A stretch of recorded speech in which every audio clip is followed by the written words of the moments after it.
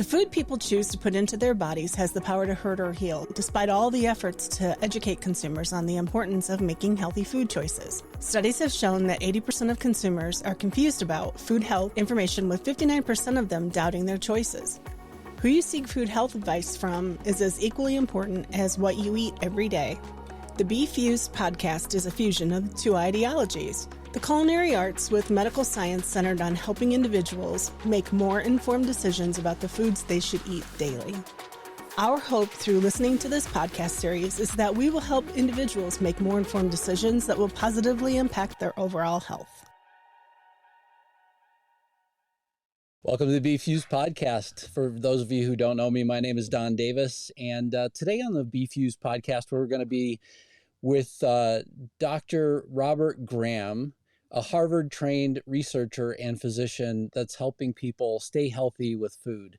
And so Dr. Marotta and I will be talking to him first. And so Dr. Marotta, I didn't know if you wanted to kick things off and tell people about essentially what you're looking to cover today. Yeah, thanks, Don. Certainly, happy to provide that, and obviously, it's such a pleasure to have Dr. Graham, join us, as well on today's call. I'm super excited about it. He's certainly, with his own rights, an expert in various disciplines, and so I think, again, I love what I'm seeing. He's one of 50 trained, culinary chefs, in that regard, obviously also an internist, and, so spent, his time as a clinician, and, also now, as a chef. And I love the whole premise of where, the doctor and chef come together really to build, more of that wellness, focus. And I think it really resonates with me. And so I'm probably not doing it justice, but I'm, as you can tell, very, very excited to just jump right into the conversation with Dr. Graham. So with that, why don't we just bring him in as well and get started. So welcome, Dr. Graham. Hey guys, how are you? Yeah, thanks a lot for having me, by the way. Yeah, thanks for being here. I really appreciate it. Whenever I looked at your bio and things like that, I mean, there's a lot that I'm sure we're going to cover with regards to how you wound up where you wound up. But can you just provide a little bit of an introduction for yourself in terms of what your background is and what you're currently doing? Yeah, it's funny, the old adage, how do you know someone went to Harvard? I don't know. I don't know this one because I didn't go. So they usually tell you within the first 5 minutes of meeting you. There you go. My dad, I come from very humble beginnings here in New York City. And every time my dad hears, a podcast or he hears me speak, he always says, you should tell your story that you're the son of a farmer and the son of an immigrant. It tells you that you are, from the root, a real person. You just didn't go to Harvard and, now people listen to you. But I think that's how I like to start my my introduction, partly because the whole notion of a farmer doesn't wait for the weather to change. He has to be adaptable to the change, right? If there's no rain, you got to figure something out. If there's no food, you got to figure something out. And similar to the immigrant mentality, I believe, first generation, my mom's from El Salvador, and that kind of immigrant hustler mentality, again, not waiting for the government to give you a handout, not waiting for the government to show up, and you kind of figure it out yourself. And you're seeing this play over and over again in today's political climate as well, that for thousands of years, both farmers and immigrants have had a tough time here, and it's not waiting for someone to show up to help you out. You just got to figure out how you're gonna figure it out yourself. And I think that sort of mentality are my roots, and that's what I bring to medicine. I think for so long I've seen, being at the front lines of this battle against chronic diseases, we're just shoving more medicine and more procedures at people, partly because it's the way. It's the way hospitals get reimbursed, and that's how doctors get reimbursed. And the more people you see, the more money you make. And very traditional ways of practicing medicine don't believe that. It's in Chinese medicine, an old adage says that the doctor doesn't get its full bounty until the patient gets better. And I like to challenge some of our hospital systems to kind of do the same thing. And we're seeing a change in this movement called value-based payment, right? Where the value is a premium instead of volume. So I'm not sure if I answered your question, but I think it's kind of that immigrant and farmer mentality that I was raised in within a multicultural, multilingual, multi-ethnic community that really made me see how medicine should be delivered. And I believe it starts at home, and it starts in the kitchen. It starts where you pray. It starts where you work out. It starts where you work. And ultimately, sadly, it usually ends in the hospitals or the doctor's offices.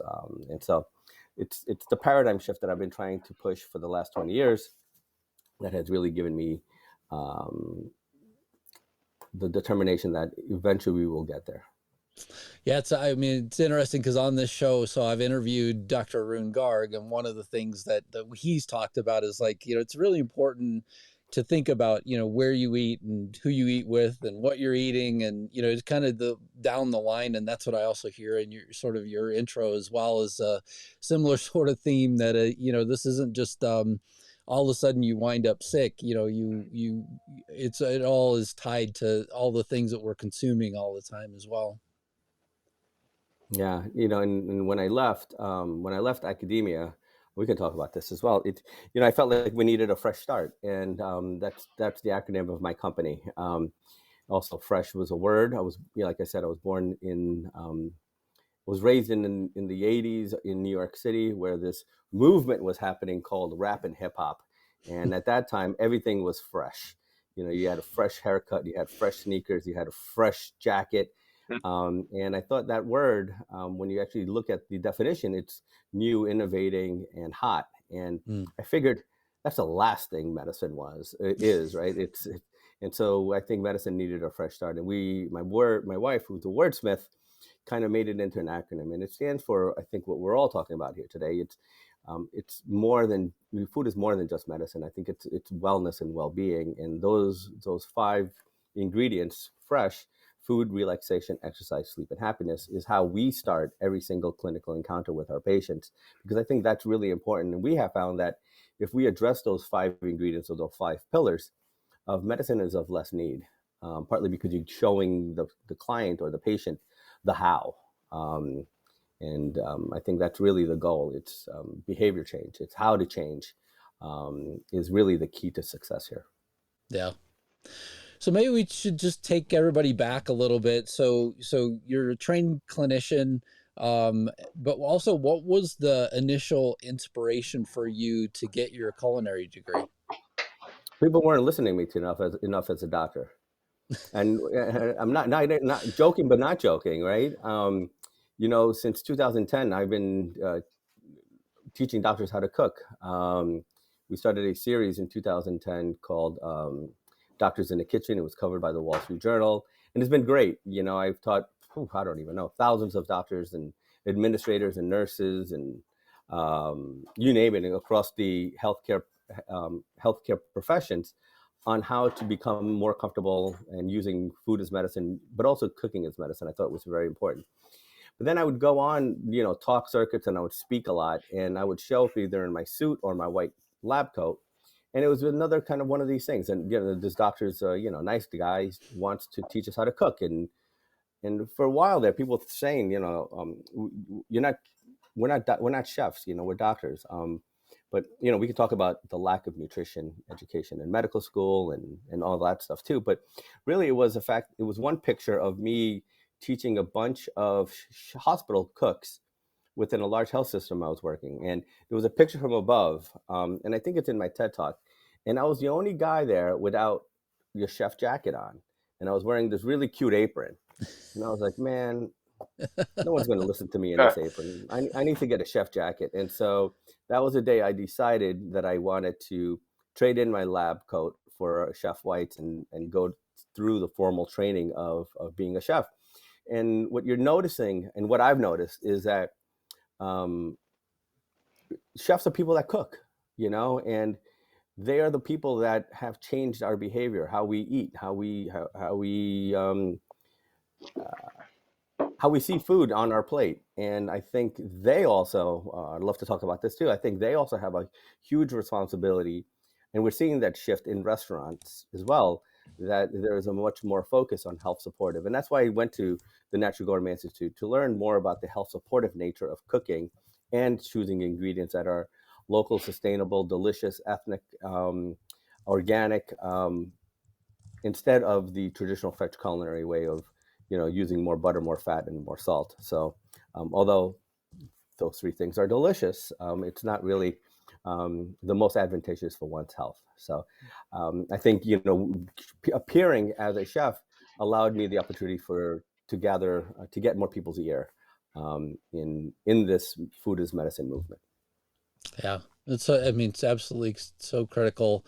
Um, and then, in terms of the inspiration for kind of the other parts of the acronym FRESH, what was the tie there? Where did you move from food to relaxation and exercise? And yeah, where did things broaden out?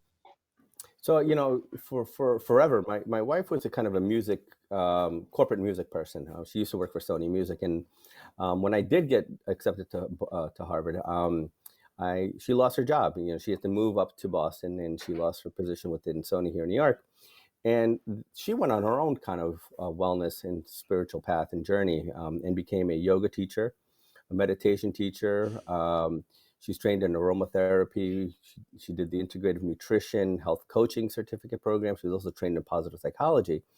And I was watching her evolution, and then also coaching and working with clients. And, that's when we decided to join forces and really start this new type of medicine or new type of healthcare called FRESH. And it's really, as a chef, doctor, my master's in public health was in clinical epidemiology, but with a focus on nutrition. My wife was a certified health coach from the Institute for Integrative Nutrition. We thought it would be good to start with food, right? But then I've been trained in mind-body medicine. She's trained in mind-body medicine. So relaxation became a second important factor. And she's a yoga teacher, so I thought exercise. I love to bike. We love to walk. So I thought exercise is really important. And sleep, you're as good as you sleep. And a lot of the research was coming out. And Ariana Huffington wrote this really important book, probably about 6-7 years ago, called The Sleep Revolution. That really kind of I realized there that sleep was, or insomnia or lack of good sleep was a healthcare epidemic as well. And then I think the most important, or equally important factor is happiness. And, it's in our Constitution, the pursuit of happiness, and it's based on positive psychology, this evolving field of well-being, what makes communities and people thrive. The example I always give is that someone gets the diagnosis of cancer and someone says, oh my God, I'm going to die. This is it. Versus the other person who gets a diagnosis of cancer says, this is my life calling and I'm going to change my life and I'm going to help others. And so I think our motto is pretty simple. When it comes to health, it starts with food. But at the end of the day, what we really, truly want in life is to be happy. And so it just happens to be a FRESH acronym. And again, if you go back into traditional medicine, it's what all traditional doctors start their assessment with. They start with those 5 ingredients in different sort of verbiage and wordage, but that's basically how they assess a patient. And I would argue that very few doctors actually think about the broader perspective of wellness in that context. Yeah, absolutely. So tell us a little bit about your role as the Chief Health Officer at Performance Kitchen. Yeah, so that was kind of an interesting scenario, how that happened. So I was at a wellness conference, and the way life works sometimes. I was supposed to take an earlier flight, but it was canceled, and they needed someone to sit in as a moderator on a panel about food innovators. And they thought I would be a good moderator in that panel. And that led me to meet the ex-CEO of Luvo Foods, which then subsequently became Performance Kitchen, a woman named by Christine Day. And Luvo was around for a bit, and they were healthy, nutritious, organic frozen meals. And they were selling B2B, B2C to customers. And in fact, at one point, they were the food that you would get at Delta if you flew on Delta. Okay. And so there I am sitting and talking to these three very inspirational people who are trying to change the food system by introducing more healthy options. And at the end of that conference, Christine basically said, "I want you to get on our advisory board and help us kind of design our strategy forward." And at that time, I was noticing something happening. People were talking about food is medicine. And this is what the little change of how I believe it should be called. So food is medicine, I call it a movement. And it's been around since Hippocrates, 2,000 years, okay? But food as medicine, I consider the intervention, right?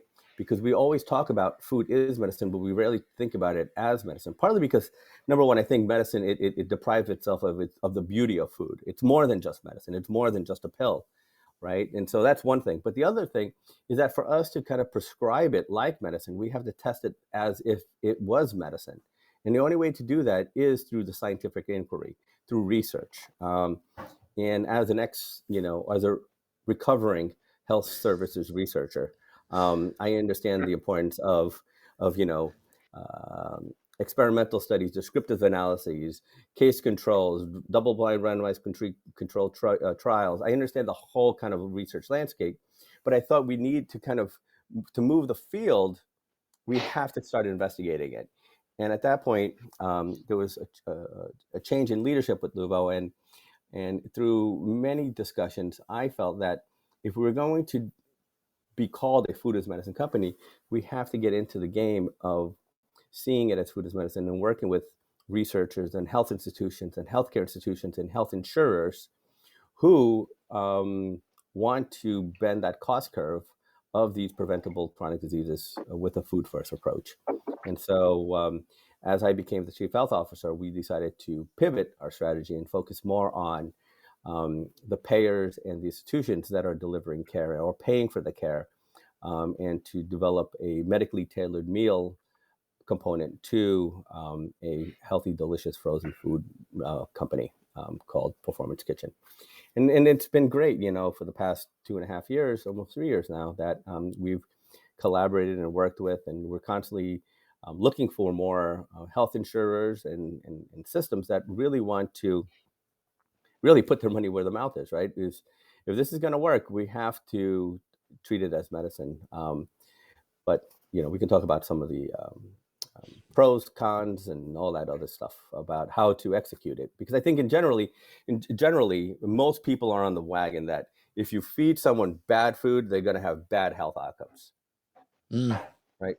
Yeah. But the science is still, believe it or not, guys, it's still evolving, that if you feed people healthy food, people are going to get healthier.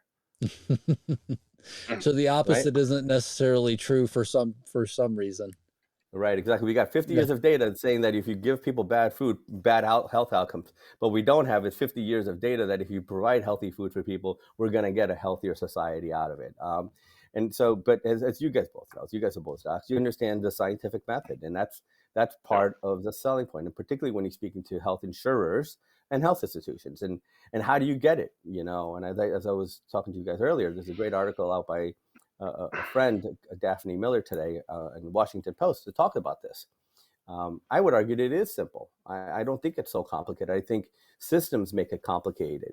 I don't think delivering people healthy, real food with nutritional value is that complicated. We just don't have the will to execute it in many ways. But I think the first institutions or the health insurance companies that really make it an effort, a genuine effort, to make this a covered benefit, so that if you actually have a chronic disease and it will be covered by your insurer, I believe that the research will just fall into line. And fortunately, there are a lot of good players in this game that are actually thinking about how to do this from a local, state, local, and even national level, which I always say, the kid from Queens getting invited to the White House Summit on food, hunger, nutrition doesn't get much bigger than that. So, yeah, it's coming. It's coming. I think it's an interesting. I'll let you ask your question 1 second, Dr. Marotta, but I do think it's an interesting sort of contrast that my health insurer will pay for me to have a gym membership, but there's no sort of alignment around the food that I eat. I just wanted to add that little contrast because I was like, as you were speaking about it, I'm sitting here thinking, that I get subsidies. Let's just say subsidies paid for health, health place that I go to work out, but at the same time, there's nothing like that aligns to the food that I eat. So sorry, Dr. Marotta, for interrupting. No, that's fine. Actually, our thinking is kind of in a similar vein. Obviously from a reimbursement perspective. So most of the effort right now, or I guess support is around patients that then arguably are already dealing with a chronic disease state, and then the payers are reimbursing that. Are you seeing them shifting their mindset to more of a preventative modality too, where they'll actually subsidize access to healthier food as part of a risk mitigation or prevention strategy? Well, I think you're seeing companies that offer their own internal health insurance as a covered benefit because they covered those lives, right? Yeah. And that's why it's exciting what's happening in Medicaid and Medicare. This is going to be a little long-winded, but it's why it's really important. So CalAIM, Medicaid of California, is actually doing multiple demonstration projects, which we're one of the vendors involved, because again, it's a covered life. So Medicaid pays, right? The government pays for the health of the society. So therefore, they have to find ways to mitigate the risk or mitigate the loss, right? And so that's a covered life. Yeah. And that's why it's really exciting. Is it's sad in one part, but it's also very exciting. Is that most of these chronic diseases that are preventable and reversible by living a fresh lifestyle, particularly eating real food, mostly plants, not too much, like Marco Pollan always says. If Medicare covers this as a covered benefit, I think this will be a huge game changer in how we see the trajectory in the next 15 years amongst patients who are on Medicare. Because again, you're giving them food that is healthy. And as a chef, the number one pushback I get, I have no time, I have no money, and no skill when it comes to food, right? And so therefore, oftentimes people say, well, you mean I met with someone not too long ago that said, what do you mean I have to pay for the insulin and the food for my diabetic employees? And I said, you don't understand. It was a doctor too. And I said, doctor, you don't understand. If you change how they eat and how they live, you don't have to pay for the insulin for the rest of their lives. And, this was a physician who just never saw it that way. And again, minds are like parachutes. They only work when they're open. And so therefore, I think once we start opening more minds on the power of food as medicine, I think the movement of food is medicine will be even more powerful. But, what's fascinating is I've done demonstration projects with employers. And so companies have, and this is part of our other branch, Dr. Davis, about our Fresh Med, is that we actually have a university, partly because we started seeing people that owned companies, CEOs, chief health officers, chief human resource officers, CFOs, saying that the cost of healthcare insurance is skyrocketing, unsustainable. 20% of our GDP, 20% of companies' profits are going to healthcare. And again, that's a covered life. And by offering these corporate wellness benefits, which work, but without changing the culture of the institution that you're working with, it's not going to be sustainable. And I think that's what we're all looking for, sustainable change. And so I also think there is a huge opportunity for businesses to get involved and to work with their insurers to offer these sort of benefits, as you were mentioning, Don, like coverage to your gym, Right. And I think that's, again, it's the established pragmatic dogma is established pragmatic dogma because it is the static pragmatic dogma, right? And to change that takes a lot of time and a lot of effort. And that's part of the reason why we're seeing a lag in the adaptation of something that everyone really thinks it's the right thing to do. It's like, for me, it's like grandma's, puppies and babies, who doesn't like that, and I think that's, and for me, it becomes much more personable, much more real when one of your family members gets diagnosed with cancer or heart disease. then it's a real thing, because now it's kind of ethereal. Yeah, we should be eating better. It's better for everyone's health, but it really becomes personal. And that's what happened to us. My father-in-law got diagnosed with stage 4 esophageal cancer, and he was admitted to a leading healthcare cancer institute here in the U.S. And the first meal they gave him was white bread, processed turkey, green jello, and a ginger ale. And this guy was in fulfillment liver failure secondary to stage 4 esophageal cancer. And Oh my. for me, that became, as Oprah says, my juice. I said, just to think about a kid in that same position. To me, again, I'm just waiting for people to just call, because it's the logical next step in this evolution of healthcare. Yeah, I have seen healthcare providers come into a patient's room before, and my wife has experienced this, where they just sort of remove a lot of things, and then you kind of think about your father-in-law going through that, and just sort of the ridiculous, I guess, nature of okay, so if you want to look at the roadmap of what might have gotten us started on our pathway here, a lot of those foods on the tray were good examples of that same thing. Mm.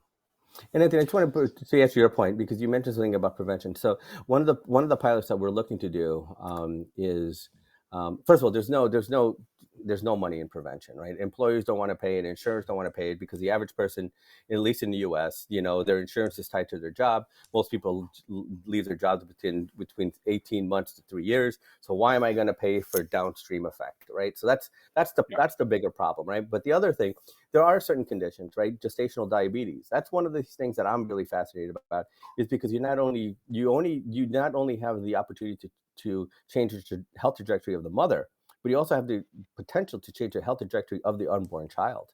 Mm. And so we would love to do projects, and we were talking to someone in Texas about doing a pilot program among gestational diabetics. But listen, once the house is on fire, it's easy to call the fireman, right? It's, to your point, Yeah. Anthony, it's that prevention, right? When it's smoking, that's when you need to get involved. But again, I'm just a realist at this point in my life. There's no money in prevention, and until we as a society see the value of health promotion and prevention from a funding point of view, it's not going to happen. That's why part of the reason why I'm getting involved more and more with Washington and policy, because I think you see the stroke of a pen is mightier than the stroke of us walking to, the healthy restaurant.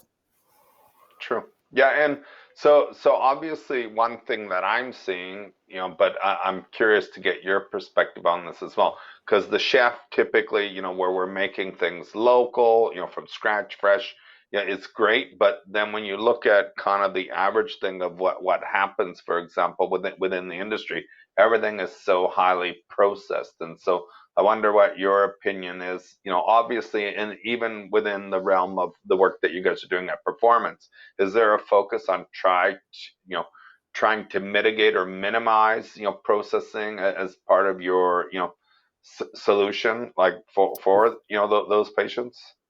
Yeah, so a friend of mine, I've done some work in Amsterdam, and this real cool guy he's a professor of taste. We all have doctorates, but yeah, that's the kind of coolest. That's the coolest doctorate. Yeah, yeah. And he actually developed an acronym that I run with a little bit. He believes that for food has to be convenient, affordable, tasty, and I would also say sustainable. And I think that's the real conversation we should be having. We're starting to see that in market trends in the restaurant world, right? I'm not here to promote any sort of diet or any sort of lifestyle, but Yeah. when it comes to, in our model at Fresh, when it comes to food, we say eat more plants. That's simple. We don't really talk about meat, and my suggestion, if you're going to eat meat, make sure it's good meat. Yeah. And so that's kind of my stance on that. But we're seeing that chefs and culinary schools and hospital and hotels and other institutional foods are leaning into more plant-based meals, partly because we vote with our fork, and people are wanting that, right? And we're also seeing that sold in our supermarkets. Be surprised that you may not know that. The last thing I heard was that Walmart is the #1 seller of organic produce now, which Again, you think about that, it's mind blowing, right? And so it's not a rich thing, it's not a poor thing. I think it's the right thing. And I think the idea of having processed foods, and this is where, if there's any chefs online right now, chefs always come out to me, everything's processed. Well, yeah, I guess kind of, but not to the extent of, as Michael Pollan again says, if you can't read it, don't eat it kind of philosophy. And again, processing, it just extends shelf stable, right? And things should rot, and that's why I think eating real food is, it's again, we overcomplicate the whole thing, and I think if we start eating more real food, and that's part of our mission as well. And the companies I also consult with, there's another company that I'm really interested in learning more about, partly because they stand behind the brand of eating healthy, local, organic produce, and animal proteins. And I think for us to call ourselves a health movement, we can't be selling that stuff. It's not healthy, particularly ultra processed foods. Yeah. Well, and Don and I have had this conversation as well, just even with some of the emulsifiers that are out there and some of the impact in changing, gut diversity. I think, that for me, that's a pretty important area. I don't know what your perspective is on the whole microbiome movement and, leaky gut, or intestinal permeability, aspect as well, related to food. Well, I think the science, I would say about 70. It's interesting. I'm still a clinician. I still see patients 1 to 2 days a week. And it really focuses on, I guess, my specialty on evaluating the role of food in health, which happens in the gut. And so I had the great fortune of roughly 22 years ago, learning here in New York from one of the founders and fathers of functional integrated medicine called Leo Galland. And he kind of coined the term leaky gut. And I appreciate the fact that you guys call it intestinal permeability syndrome, because it sounds a lot smarter. But it's the same thing, which some of us have been saying for 20 years is the problem.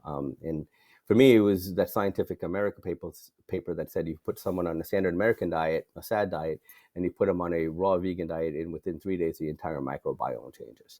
If that's not enough power to tell you that, it's not that complicated, we just got to be eating the right foods. And everything has an effect. That's the thing too, right? Is that I don't think anything is necessarily good or bad. Maybe the only bad thing is maybe trans fats. But, everything has a interaction with our own microbiome. And so we often hear the adage, we are what we eat, but we're truly what our microbiome eats. And if you want a healthy looking garden producing healthy fruits and vegetables and gases, and we have to put the good stuff in.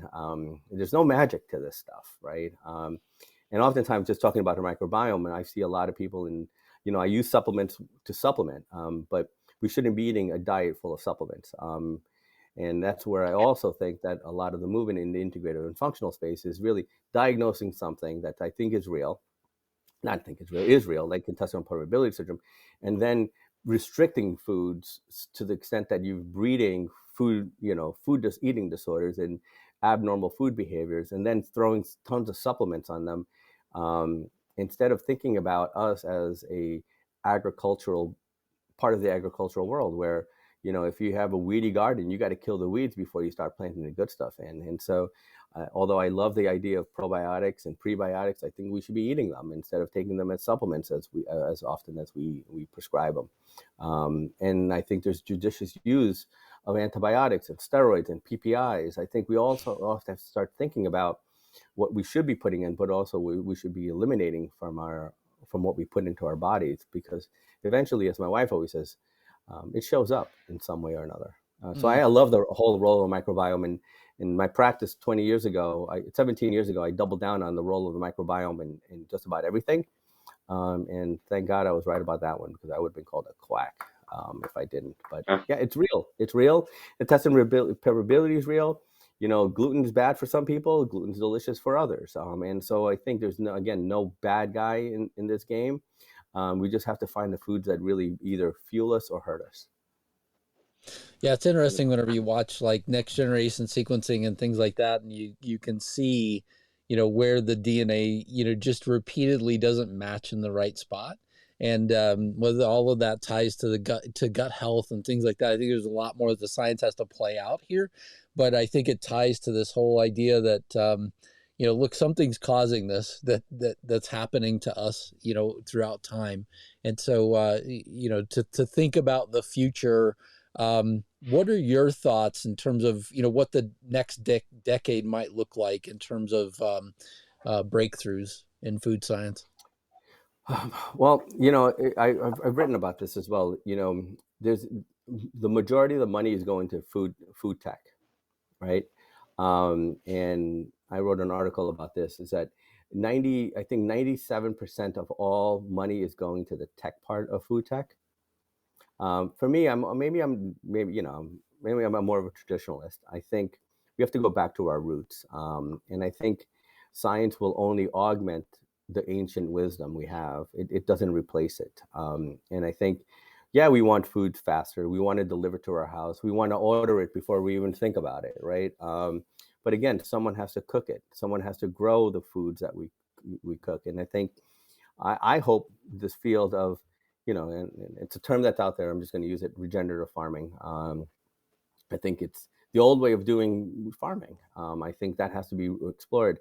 I feel that we have to, as a society, realize that we have the power to change what is on our shelves in our supermarkets and where we eat. And I think we just have to take ownership. Again, going back to the whole immigrant and farmer mentality, is that let's not wait for the next radical evolution, which will probably not be the best thing for our health. Let's go back to how, I guess, nature intended us to eat and live. And so I think using technology to further advance traditional food ways, I think I believe is going to be the future after multiple billions of dollars of failed experiments. And actually, I hope that something that came out of that Washington White House summit, two things that really kind of struck me is that we have the ability to end hunger. We just decided not to do it. So that's one thing that I think that really resonated with me, that given all the technology, all the money, all the food that we grow, we can actually solve world hunger by 2030 or 2050. So that will lead to that will lead the world society as a ripple effect. The other thing, I think we have to start experimenting with more real food being offered to patients. I think food as medicine is going to be.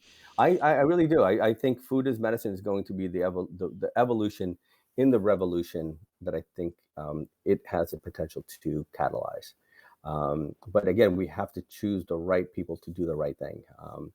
And it goes back to the point that you were saying, Anthony, is that there's always that issue of scalability. And can we give delicious, nutritious, healthy, real food to millions of people? I would say yes. I would actually say yes. And I think there's enough policymakers out there, there's enough farmers out there, there's enough patients, there's enough healthcare institutions that if we align our incentives, we can make that happen. But at the same time, we have competing interests, right? How do you do it bigger, better, and faster and cheaper? And that brings me back to a nursery rhyme that my mom told me about called Robin Hood. And Robin Hood never stole from the rich to give to the poor. He stole from the greedy to give to the needy. And I think that's an important thing to remember.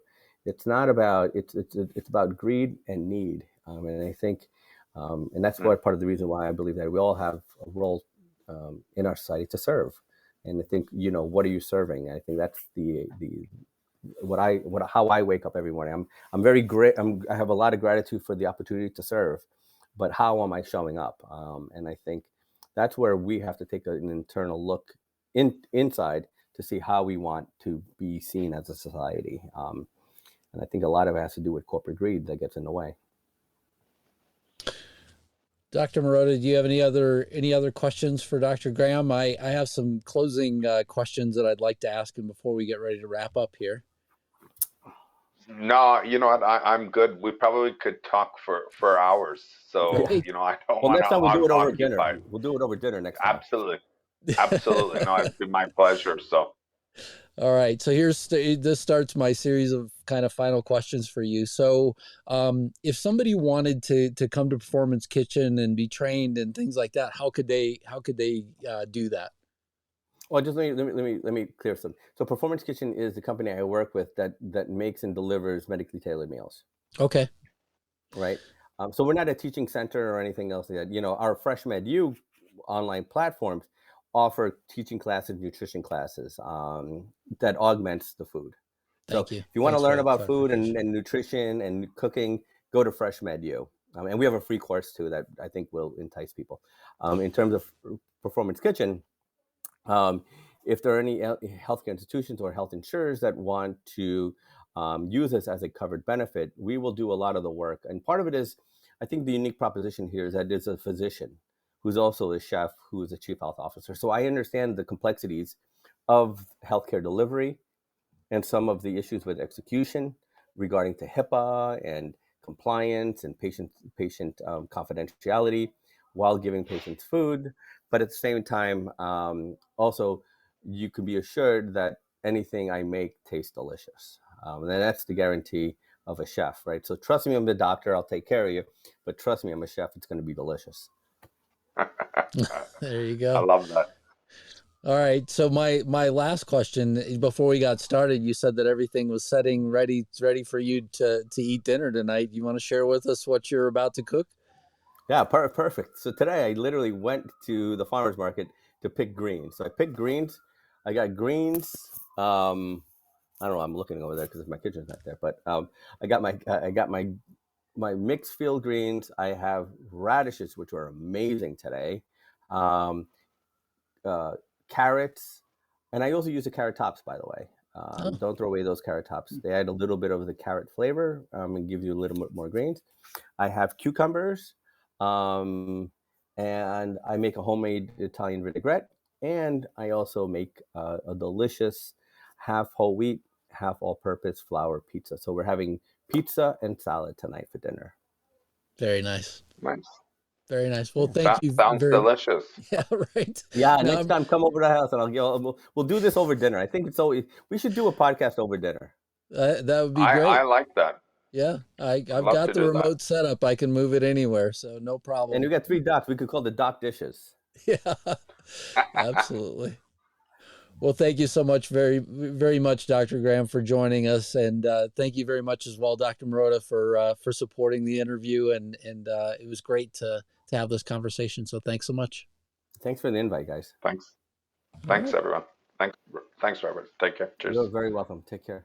Thanks. Thank you for listening to BeFUSED. For complete details about this podcast, including show notes, how to get in touch with the guests, and more episodes, please visit www.projecthealthyhuman.ca. If there's someone you'd like for us to invite to the show as a guest, please let us know by sending a message at the podcast website.